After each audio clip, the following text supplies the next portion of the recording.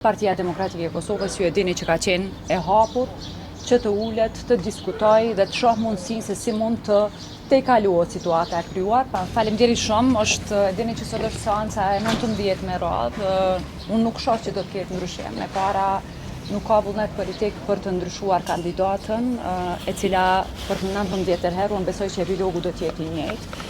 Fatkeqësisht Kosova po e kalon muajin e tretë të bllokimit dhe krizës institucionale, e natyrisht përgjegjësinë duhet ta marrin ata të cilët nuk tregojnë asnjë hap të vetëm që ta tejkalojnë këtë situatë ngëshit politik. Partia Demokratike e Kosovës ju e dini që ka qenë e hapur që të ulet, të diskutoj dhe të shoh mundësinë se si mund të tejkalohet situata e krijuar, paçka se ne kemi një grup parlamentar i cili është i barikaduar një kandidatet vetme dhe natyrisht fati i Kosovës ka mbetur në mëshirën e kandidatës e cila nuk e dia do të jetë ende kandidate apo mbase pas disa tentativave zonja Haxhiu duhet të shoh mundësinë që të largohet nga kandidatura. Deputetët kryeministri në detyrë sa që minimalisht PDK-ja duhet të qëndrojë në opozitë dhe një mandat. Çu komentojnë këtë deklaratë? Sepse me zor thotë që kemi hequr në pushtetin. Para së gjithashtu nuk do t'i komentoj deklaratat e kryeministrit. Është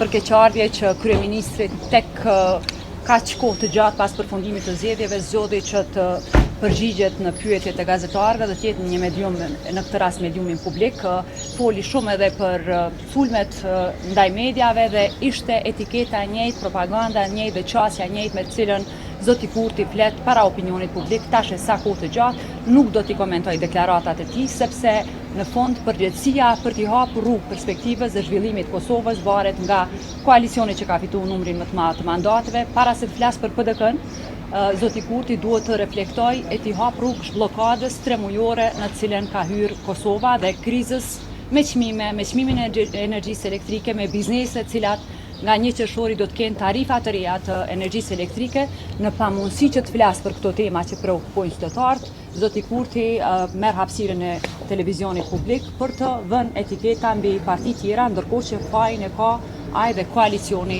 që ka marrë numrin më të madh të mandateve. Duhet edhe testohet Kurti, pastaj ai thotë që ka votat, por ju Po ti kishte votat, unë jam e bindur që do ta shihni me zonjën Haxhiu. Nuk mund t'i ketë votat për qeverinë, të mos i ketë votat e njëjta për kryetaren e kuvendit. Faleminderit shumë.